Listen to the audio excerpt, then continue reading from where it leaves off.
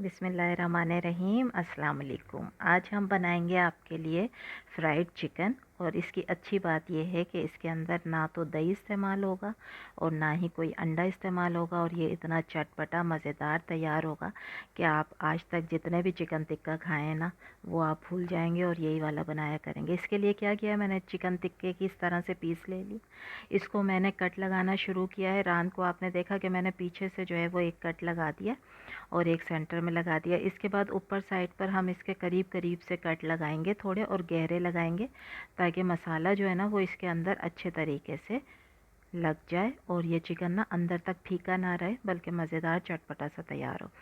इसके ऊपर मैं डाल रही हूँ 1 टेबल स्पून भर के बेकिंग पाउडर। 1 टेबल स्पून भर के मैं इसके अंदर डाल रही हूँ नमक का, ठीक है।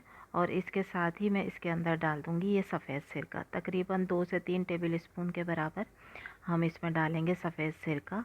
और अब हमने इसके ऊपर पानी नहीं डालना है, बल्कि इन 3 चीज़ों के साथ ही हमने चिकन को अच्छे तरीके से मल लेना है।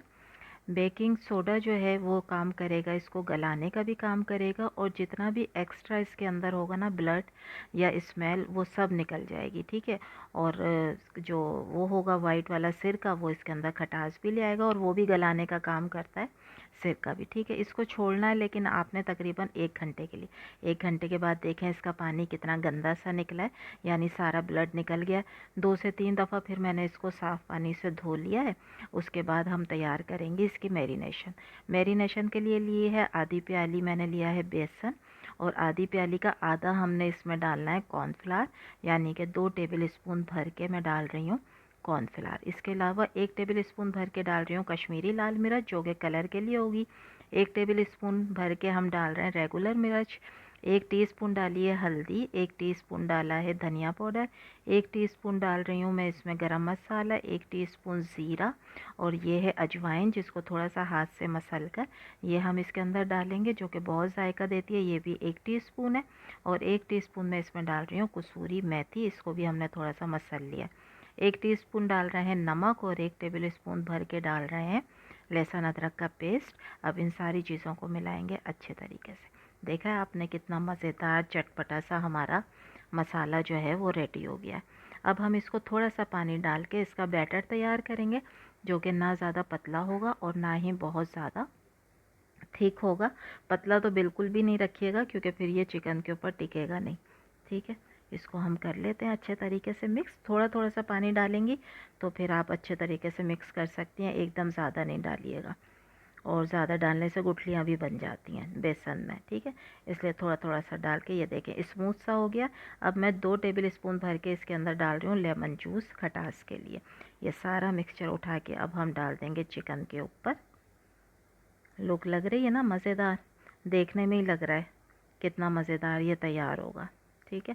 और ये सारे मसाले घर में मौजूद होते हैं, हर किसी के घर में मौजूद होते हैं, तो आपका कोई भी एक्स्ट्रा इसके ऊपर ख़र्चा नहीं होगा, ना दही का ना अंडों का।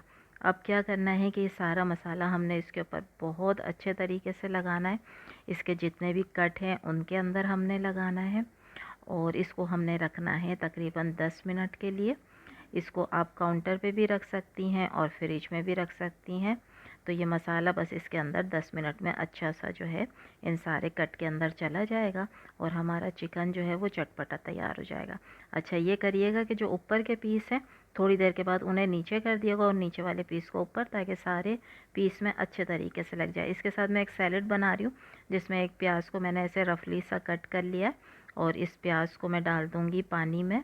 और पानी में मैंने नमक डाला था ताकि प्याज की तेज़ी जो है वो ख़त्म हो जाए, और फिर टमाटर और खीरा डाल के हम इसका एक सैलेड तैयार कर लेंगे। इधर मैंने ऑयल रख दिया था गरम करने के लिए, इसे चमचे से हिलाकर मैं इसका टेम्परेचर बराबर कर रही होती हूँ। अच्छा अब हमने इसमें डाल देना है ये लेग पीस जो हमने तैयार कर लिए हैं, यानी टिक्का पीस। अब जो इसकी फ्राइंग है ना, ये यहाँ पर ख़त्म नहीं हुई है रेसिपी। इसकी जो फ्राइंग है ना वो 2 स्टेप में होगी। एक दफ़ा आपने इसको कर लेना है हल्की आंच पे 10 मिनट के करीब, इस तरीके से अच्छा सा कलर भी आ जाएगा और ये गलना भी शुरू हो जाएगा, ठीक है। फ्राई करते में ही ये गल जाएगा, क्योंकि जो चीज़ें हमने इस पर लगाई हैं पहले से वो इसको गलने में बहुत अच्छा सा सपोर्ट करती हैं। उसके बाद हम इसको निकाल लेंगे, ठीक है। इसको आपने निकालना है, सारे पीस आप फ्राई कर लें, उसके बाद आप इनको निकाल के रखें बाहर तकरीबन 10 मिनट के लिए। आप देखेंगी कि इस चिकन में जितना भी एक्स्ट्रा पानी होगा ना वो निकल आएगा एक तरफ। अब मैं दिखाती हूँ आपको कि किस तरह पानी इसका, ये देखें 10 मिनट के बाद ये सारा पानी इसका निकल आया है। अब हमने जो है इसको दोबारा से फ्राई करना है। अब हमें ज़्यादा फ्राई करने की ज़रूरत नहीं है इसको, ठीक है। अब बस हम इसको डालेंगे और तकरीबन 5 मिनट में इसको और फ्राई करूँगी। तो इस तरीके इस चिकन को आपने 2 दफ़ा फ्राई करना है। तो ये क्रिस्पी मज़ेदार, अंदर से बहुत जूसी और ऊपर से बहुत क्रिस्पी, ये देखें कट करके मैं आपको दिखा रही हूँ, तोड़ के दिखा रही हूँ कि ये कितना मज़ेदार है। रेसिपी अच्छी लग रही है तो प्लीज़ लाइक करें, शेयर करें और इन्जॉय करें इस मज़ेदार सी तली हुई मुर्गी को।